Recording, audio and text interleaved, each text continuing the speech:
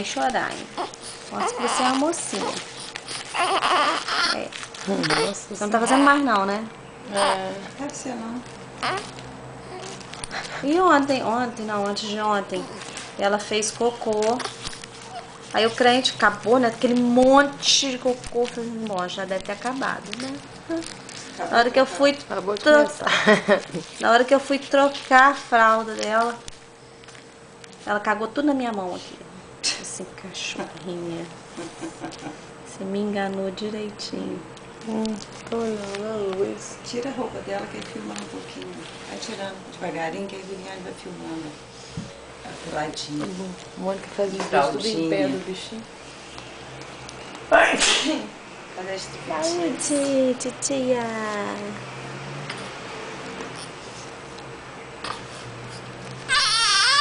Pronto. Sara! Gente, ela nasceu com as glândulas bem cheias, gente. Olha bem. Pronto. Olha aqui, olha aqui. Quantidade de cabelo. Ai, que bonito. Gente! Olha, show cabeludo, sabe, tia? É.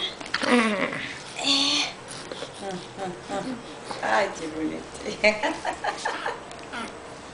Moreninha mesmo, molequinha. Tipo da roça. Que preguiça, gente. Isso aqui acho que foi a vovó Vera que mandou. Dá um Você close. trata de ficar acordada de dia, tá, sua coisinha?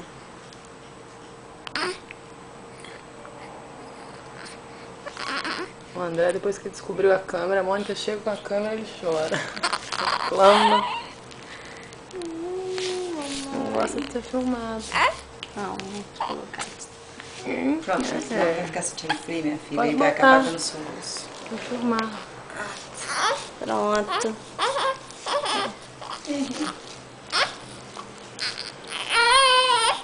Sara, você não é assim. Fazendo uma criação perto da vovó.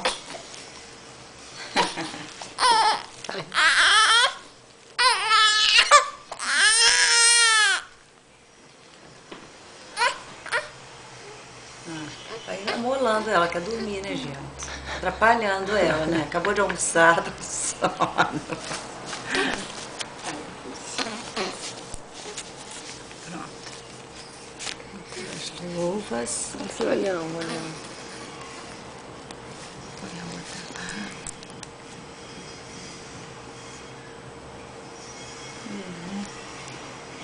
Essa meia. Agora que eu peguei. O quê? Eu tinha colocado ela ao contrário.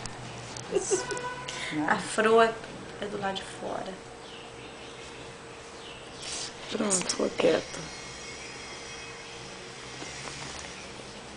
Vou baixar o pino da chopeira que tá com a nariz da minha.